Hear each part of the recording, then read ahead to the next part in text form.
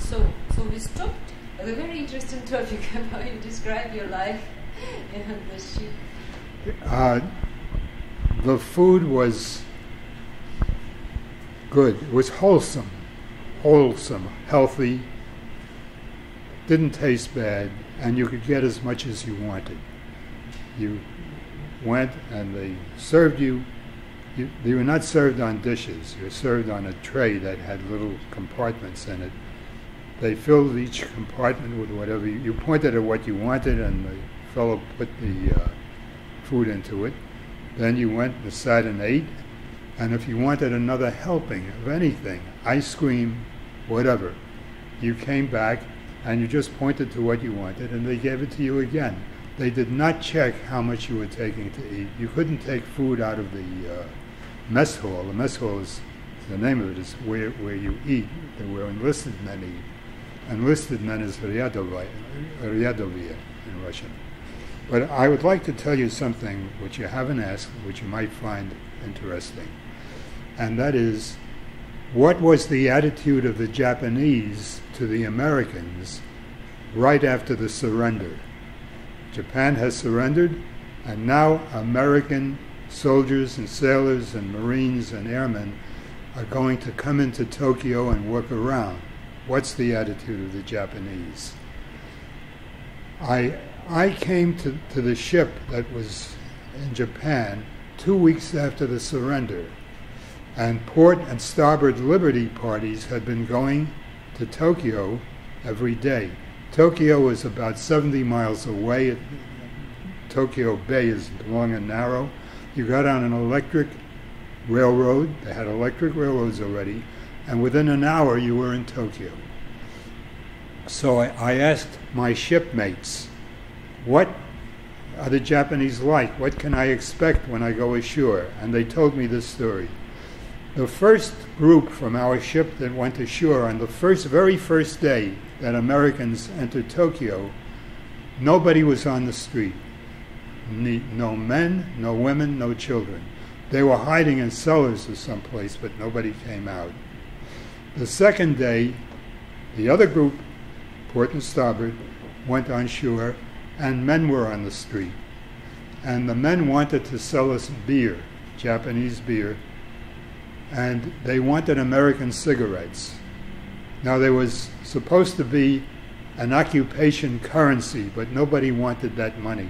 So you bought some packages of cigarettes on the ship, and you went on shore, and you gave the Japanese fellow one package of cigarettes, and he gave you a bottle of Japanese beer, which everybody thought was very good.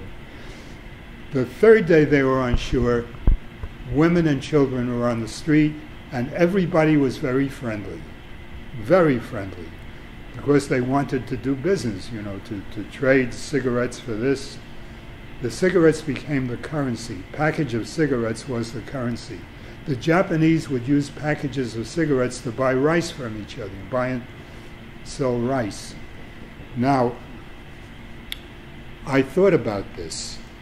Why is it that they're so friendly to us? Because they thought we would do to them what a Japanese army did to the people they conquered, what a Japanese army did to the Chinese, what they did to the Filipinos, what any Asian army of that type would do to people they conquered. They would kill them, they would steal from them, they would torture them, they would rape their women. It would be horrible. And that's what the Japanese did in Nanking, if you read about that. Simply horrible. But Americans are not like that.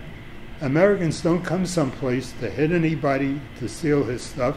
If an American wants beer, he's not going to steal it from you. He'll buy it from you. And that goes further of things that I don't want to talk about here. But Americans are very law-abiding, and they don't look to torture people. And in fact, before we went on shore, we were told by our officers, and they read from a prepared paper, you must not hurt a Japanese. You must not hurt a Japanese woman. You must not hurt any Japanese. You must not steal from them. You must not take their property. And anybody who does this will be punished very severely. So by and large, the behavior of American troops in Tokyo or in other Japanese cities was normal. It was lawful. They treated the Japanese like we treated the Japanese like human beings, which they were. And they responded by being friendly to us, very friendly. Now, just before I was transferred back to the United States, there was an incident which was reported on the news. If you're in the Navy, there is Navy News. They give you news about the world and what's happening in the Navy and so on.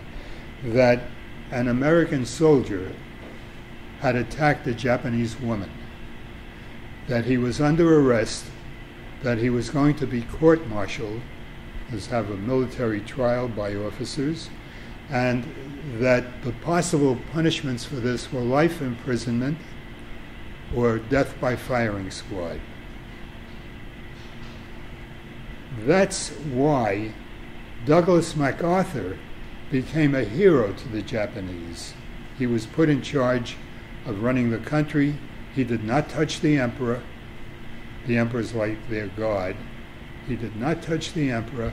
He respected Japanese customs, but he said women have to be treated equally. They have to have the right to vote.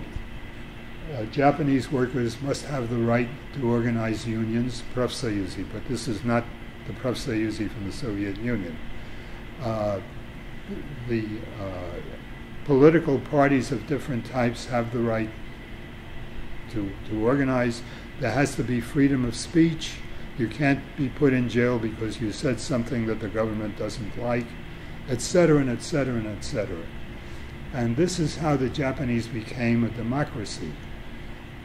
Now, the Japanese have a history of copying foreign things when they see that they're useful and that they work. So the Japanese modeled their army, when the Japanese modernized, on the Prussian army. They modeled their navy on the British Navy. I think their parliamentary system was modeled on the Prussian parliamentary system. This was when they were modernizing in the time from about 1870 or 80 on. And they sent their young men to different countries to study. British have a good navy.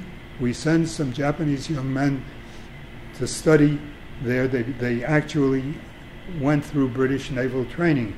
Then they come back here and they show us how to do it, because the British have a good navy, better than the Japanese navy. So that's the way to do it. They did the same way with the introduction of democracy. The Americans beat us, so they must have a better system. Therefore, we'll copy what the Americans do. The Americans say you must have freedom of speech. All right, we'll have freedom of speech. The Americans say women must have the right to vote. All right, we'll give women the right to vote, and so on. So I frankly speaking, have not much time, but I want to hear about your returning to the United States. What was your life? What was your beginning of the life after the army, and Russian song? Well, I returned to the United States, and I got two big benefits. The first was, we called it the 5220 Club, that a returning veteran, until he found work, could get $20 a week from the government while he was looking for work for a period of 52 weeks. And if he found work, let's say 6 months, and then the factory closed and he's out of work again, he could go back on the 5220 Club until he had used up 52 weeks of unemployment support. So we all called it the 5220 Club. I wasn't working during the summer because my school started in September, so I joined the 5220 Club for that period of time. The next thing was that the government would give every veteran pay for his college education. He didn't have to go to college, it would pay for training. If you wanted to be a machinist, then it would pay for up to 4 years of training. It would pay your tuition, and it would give you money to live on. And if you married during that time, you would get enough to support your family. Now you wouldn't be rich from this, but you could get enough money to do that. So when I returned to school, I got a lot of money from the government. In my case, I was doubly rich because I came from a very poor family, and I was attending Cornell because I had won competitive scholarships to go there. My scholarships continued. I was getting money from the government in addition. The scholarships already paid for my tuition, 2 of them, and the rest were cash. And then, because I come from a poor background, and this is how poor people are made, I got a job, part-time job, working in the college cafeteria, Stolovaya. I helped a fellow there unload trucks and carry in sacks of potatoes and do stuff like that. So I got all of this money from 3 sources, and my father wanted to go back into business, and the corner grocery store was up for sale. The man who owned it had died. He wrote me a letter, "Can you loan me some money?" He knew that I was saving money. "How much do you need?" $500. "Here's $500.